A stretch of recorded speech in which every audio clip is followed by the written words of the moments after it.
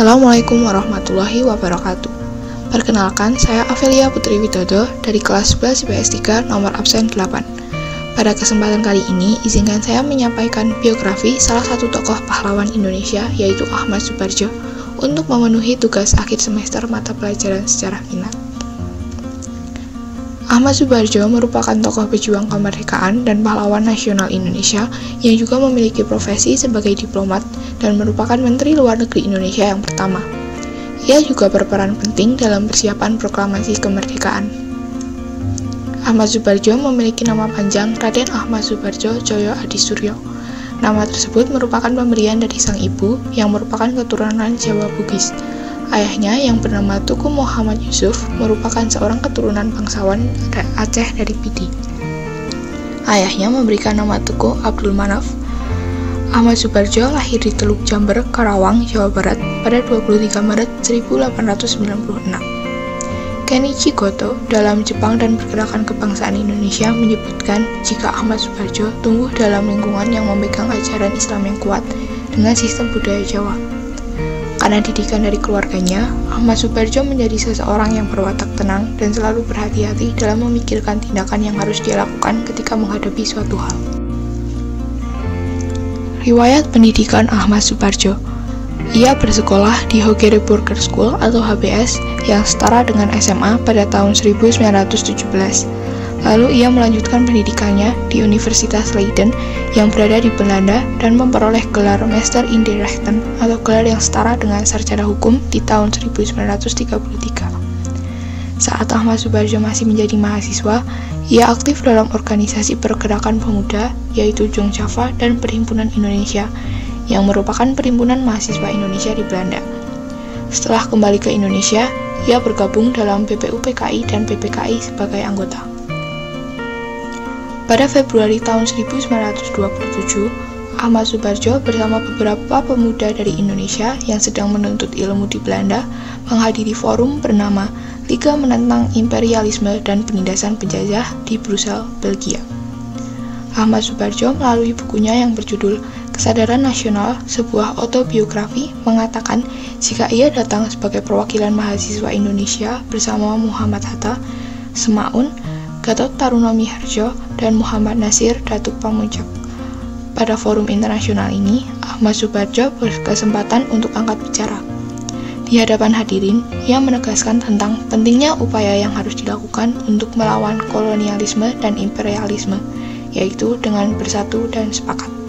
Pada tahun 1917, Ahmad Soebardjo juga menghadiri peringatan ulang tahun 10 Uni Soviet.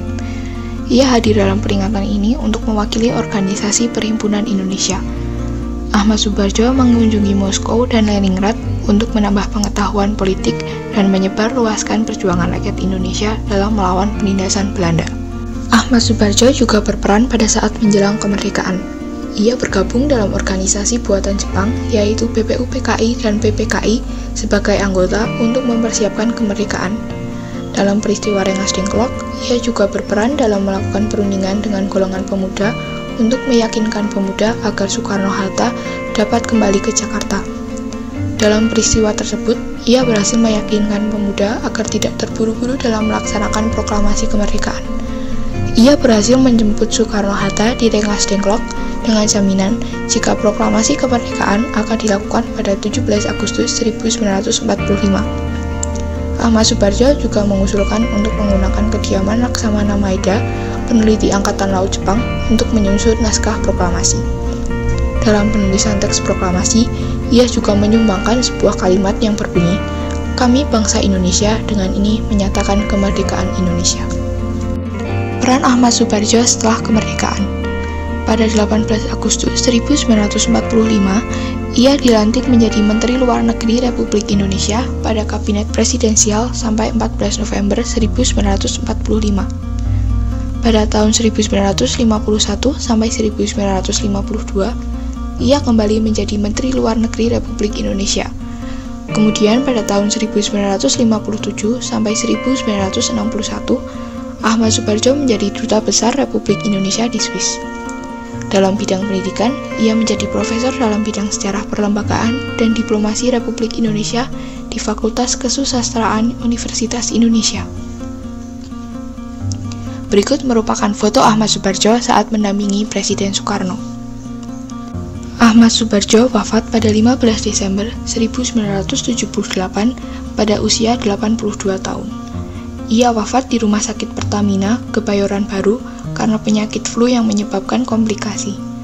Ahmad Soebardjo dimakamkan di rumah peristirahatannya yang berada di Cipayung, Bogor. Pada tahun 2009, pemerintah menetapkan Ahmad Soebardjo sebagai pahlawan nasional. Berikut merupakan referensi yang saya gunakan dalam mencari biografi Ahmad Soebardjo. Untuk menutup video kali ini, saya akan membacakan sebuah quotes dari Robert Heinlein yang berbunyi, "A generation which ignore history has no past and no future."